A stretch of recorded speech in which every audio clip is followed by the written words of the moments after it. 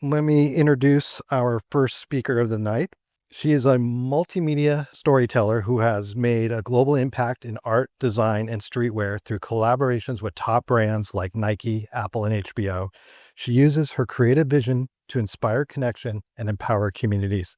Everyone, welcome to the stage, Sophia Chang. Hello. Thank you for having me. We've been trying to make this happen for a very long time, so it's very honored to have you on the stage here. So thank you. Thanks for having me. Yes. So before we start, let's show a little video of some of your work and what your career has been, okay? Okay, let's do it.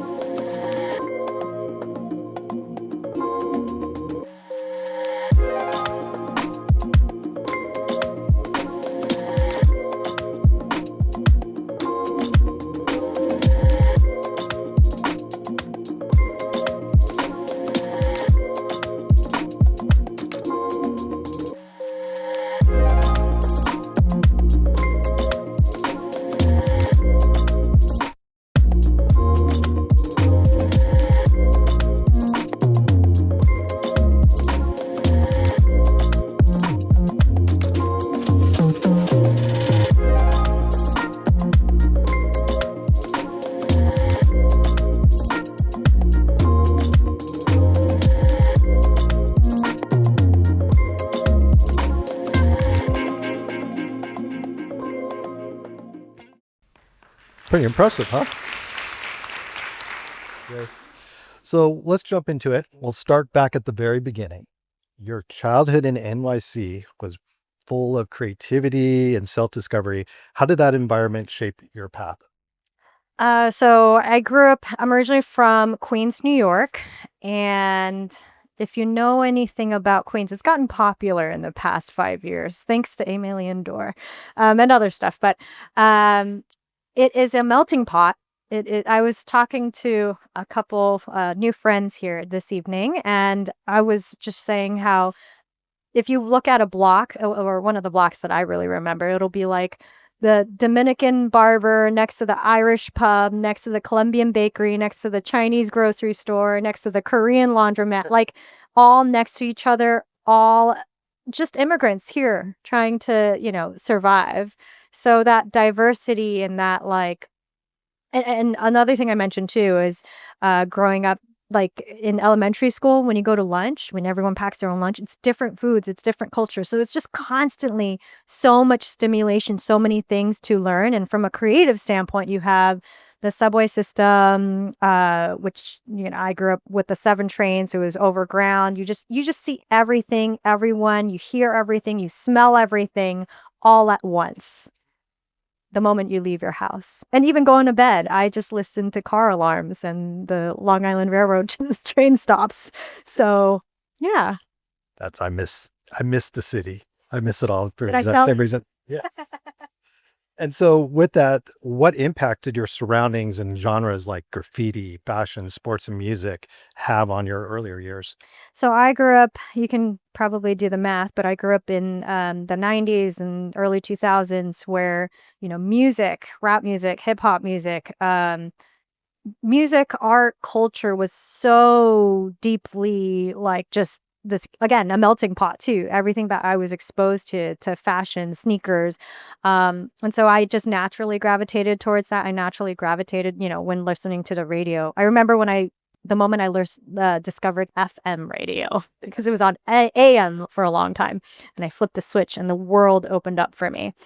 But everything was just all around you at all times. And so I just picked up bits and pieces of it. I went to a high school where I could just go to Jamaica Ave, listen to 50 Cent, go to Jamaica Center, pick up some Jordans. I don't know if they were real or not.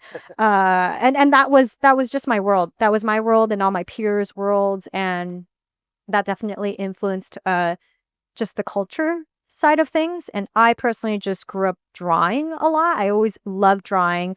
I was telling Mark the other day that when I look at a piece of paper, that's my world. I can create any world. I can create anything I want. I think growing up, you see like rappers or something with a bathing ape hoodie. Can't have that, can't afford that. But you know what? I can draw it for myself.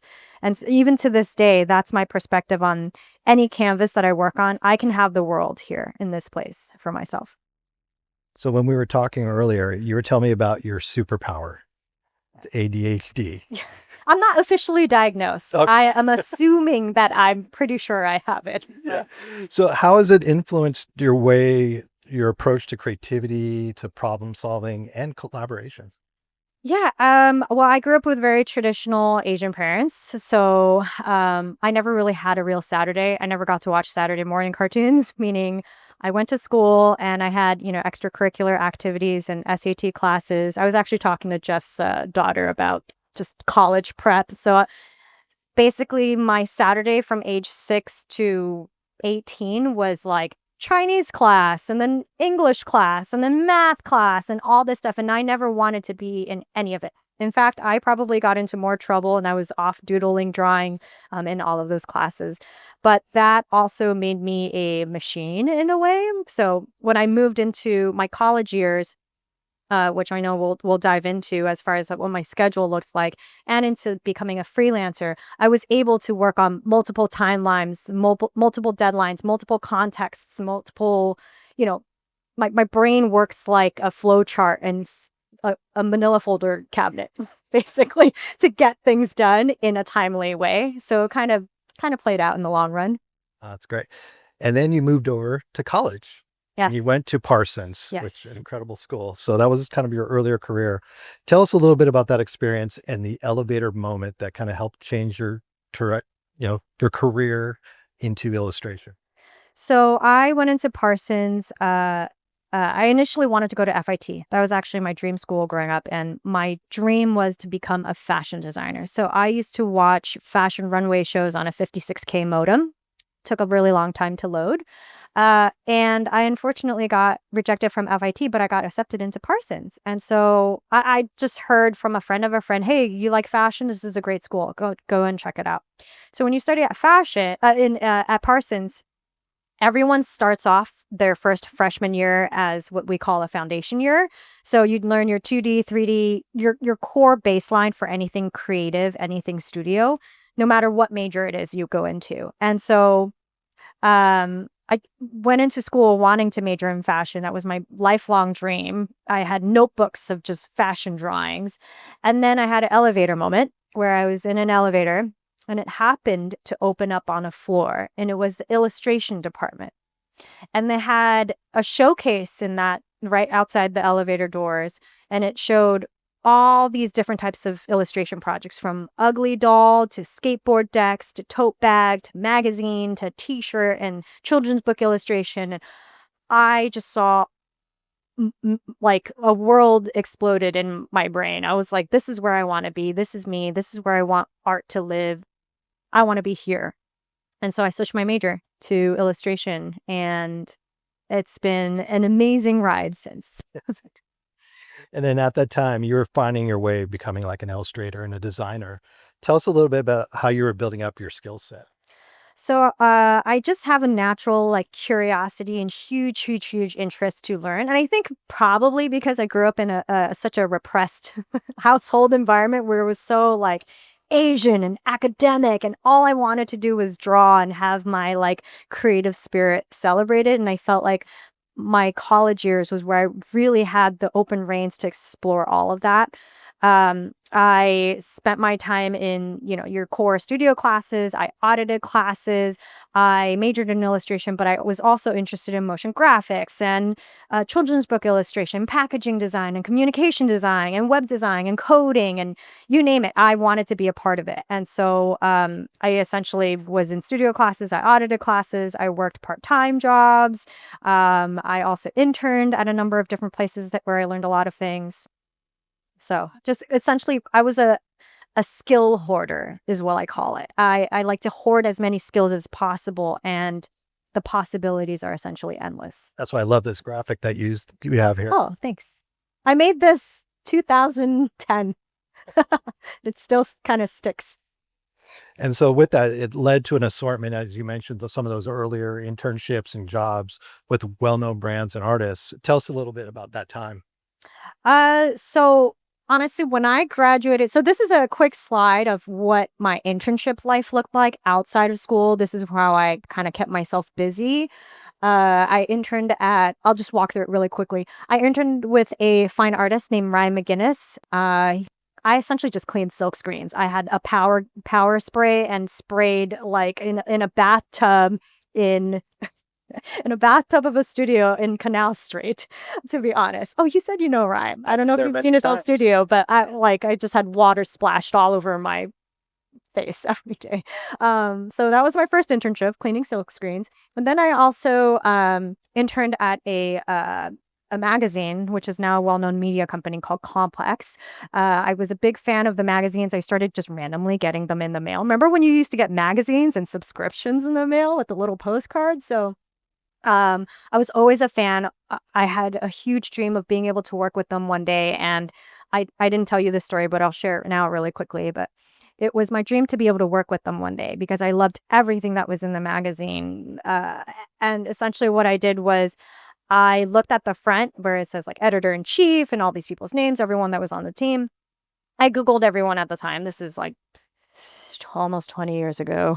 But I Googled everyone's names and I couldn't find anyone's email addresses, but I found people's Facebooks.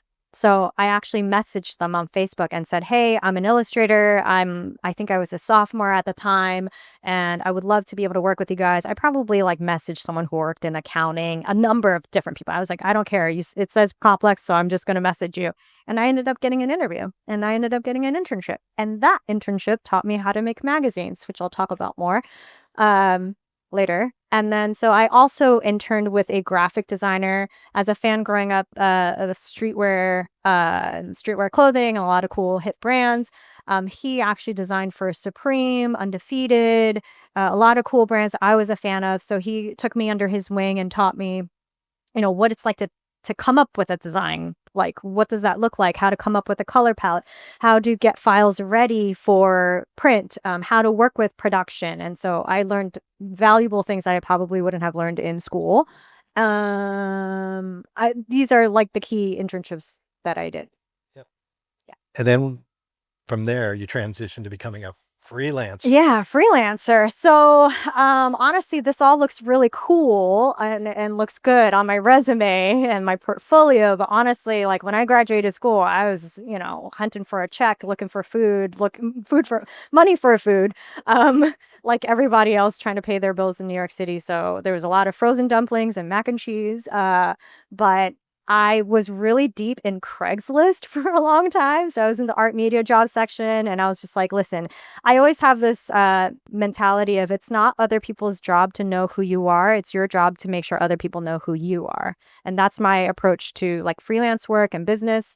And so I spent a lot of time on Craigslist, like emailing people. And quite honestly, slowly but surely, with that approach, whether it worked or not, and having had relationships from my previous internships, and as other people rose up the ladder, other students of mine, other people within my creative community that I got to know and networked. I don't like using the word network, but essentially like built my community from there.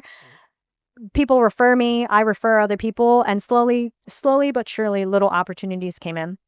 And one big break that I had that really was a pivotal moment in my career was an opportunity to work on a poster for Anthony Bourdain's show, No Reservations. It was a friend of a friend who happened to work under like a umbrella of Travel Channel. They had reached out and they were like, "Hey, we're looking for someone to create an illustration for our Boston episode."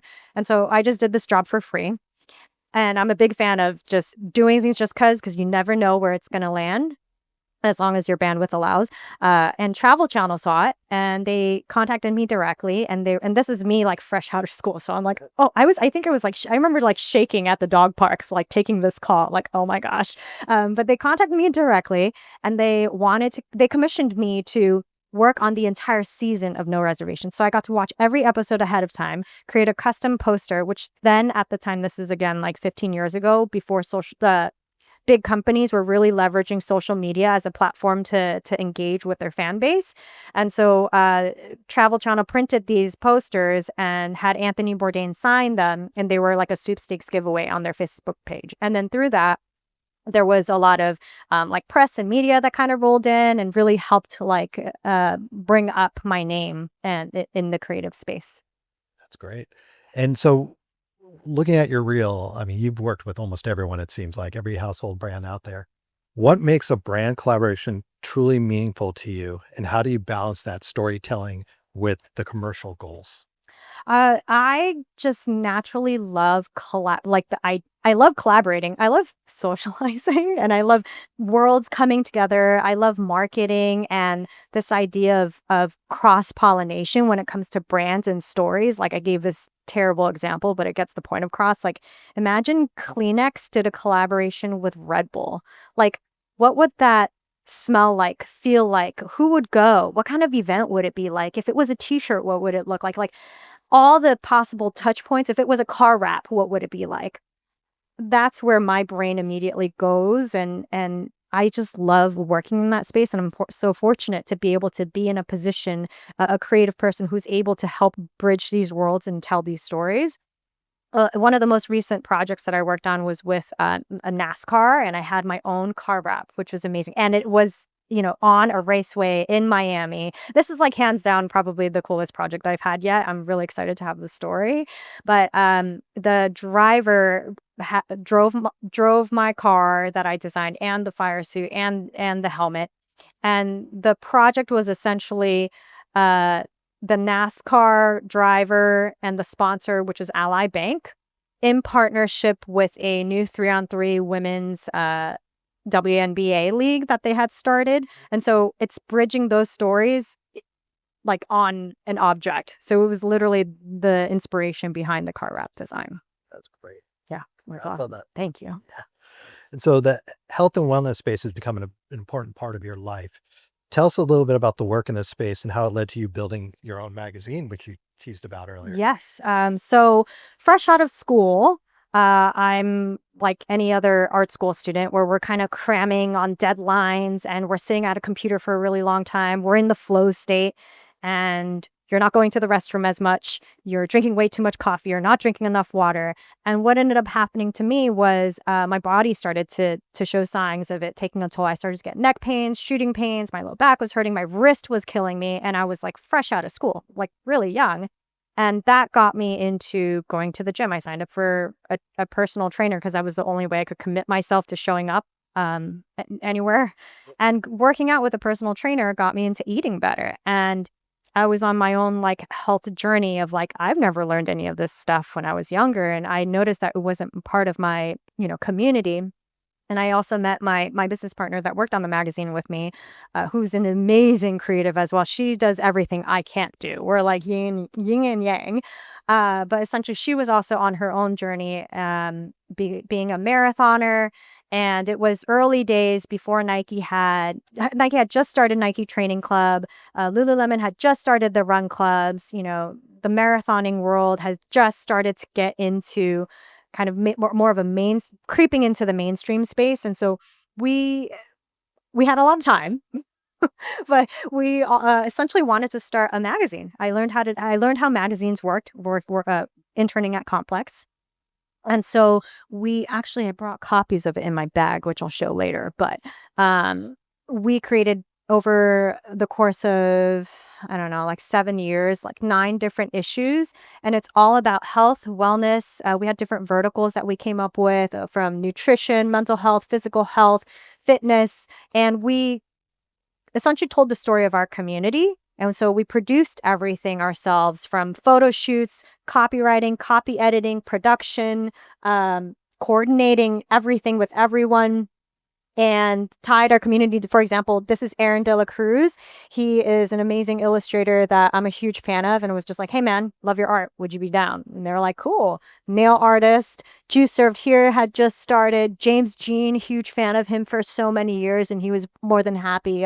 Rich Roll podcast. He was a part of everything. So it was just a safe, fun, creative space, a blank canvas with beautiful, talented, creative people to create just 'cause. And I think some of my best projects came from those types of prompts of just doing things just 'cause we had the energy to. Yeah. And then there was one project that I was really enjoyed learning a lot about it was a powerful concept focused on solving some real world problems with women on your platform called Common Ace. You want to tell us a little bit about that and how that came Sure. about? So growing up, was always a huge fan of sneakers, sneaker culture. That was something I just naturally gravitated towards. I had also, on one of the previous slides, I had worked on a collaboration with Puma, which was really well received globally. It was for men, women, apparel, footwear, and accessories. And that gave me an opportunity to speak on a lot of panels and stuff like that. Just essentially be in the spotlight to talk about women in the space of sneakers. And a lot of the common issues that came up or questions that came up would be the lack of diversity, in terms of product offering, the lack of access for a lot of women. They're tired of pink or purple or whatever. And so, after many years being in the space and having those types of conversations, I had this idea and I worked with a business partner to bring to life a sneaker platform. It's marketed to women, but it's actually just essentially an affiliate marketplace. And the storytelling aspect is really about allowing women to be able to shop with better accessibility, better options to be able to explore all the possible footwear options for them out there. And we pull from Essence, Farfetch, Footlocker, even like the entire array of different types of um, sneaker retailers to all around the world. And we actually were approached by like even LVMH. I got into the venture capital space. I just had those early conversations, which I learned is not really for me. But we were getting up to start raising and all this kind of stuff. And so, yeah, it's just really a gesture to be able to put proof to that, hey, there is a demand in the space, there's interest in this space, and how can we really cater solving a problem to cater to an audience where there was like visible lack. So this next question, you were telling me a little bit about it, was that you're a mother to a very cute child. You're showing me the photos. How has that creative process evolved, and how do you manage juggling raising a child and pursuing your work as a visionary creative? Well, I'm still really new to it. My son's 2.5. It's a lot of work. It would be really nice if I could bring him, but he'd be probably like crawling everywhere or just crying at my lap, be like, "Mom!" So I can't have a conversation ever. It's a lot of work. It's definitely, I feel like the only thing that's helped me in motherhood from my life is probably my good time management and project management skills. But for the most part, it's definitely turned my world upside down. So much to learn, new ceilings to learn, like everything everyone says, it essentially kind of reshuffles your priorities and your perspective. But in many ways, it's deeply transformed my identity. And because my identity prior to becoming a mother was this stuff, work, dreaming big, and making things happen. Now my time is very limited. But it's really exciting to see how my work will continue to evolve, how I can continue to evolve my service offerings. Oh, yeah, this overwhelms me, but this is my truth. But how can how my work can continue to evolve and I've been able to work on a few cool projects, definitely in like the kid space, the parent space, because when you become a parent, you start to see the world very differently around you, especially through a creative and design lens. And so I'm looking forward to seeing how my career will continue to evolve in that direction. That's great. And then what advice would you give to the emerging creatives and some of the younger students about building their toolkit, especially in this day and age? That's it. Building your toolkit, learn as much as you can. If you have a slight interest, try it. I like to use dating as a good example of, or like especially when it comes to internships. So you think you like something and then you try it out and you're like, ooh, this isn't really what I'm looking for when it comes to like an internship or a relationship. And then you take your learnings and you go on to your next internship. I'm a big fan of internships. I'm a big fan of, dare I say, free labor. I don't want to say free labor because that can easily be abused. But more in the sense of, for example, I went to a talk where Dom, this shoe surgeon, Yep. had shared his story. If you don't know who shoe surgeon is, he's a guy who like makes really cool. He knows how to deconstruct shoes and make really cool sneakers. That's a bad. Was that That's okay? probably the best way to Okay, okay, describe good, it. okay, good. But what I was really inspired by his story was he didn't come from an understanding of shoes, footwear, sneakers. He contacted like the local shoemaker And he just kept bothering him day after day, week after week. Like, hey, man, can I study under you? Can I learn from you? And the guy kept saying no. He was like a grumpy old dude. And one day he was like, I'll sweep the floors. And he swept the glass for a bit and got to watch him. And they had slowly built that relationship. And I deeply admire that attitude. Like, I want to live my life forever learning and continuing to do all of this. And so, yeah, I think the takeaway really is just gain as many skills. I think they will always flow into each other. And when it comes to education and schooling, you can start with one thing. Life is one big squiggling line. It takes you in a different direction. You can start out in nursing. You can go into photography. It might take you somewhere else. You never know. And I think I would like to think that everything will always flow into each other for a reason, no matter what the disciplines are.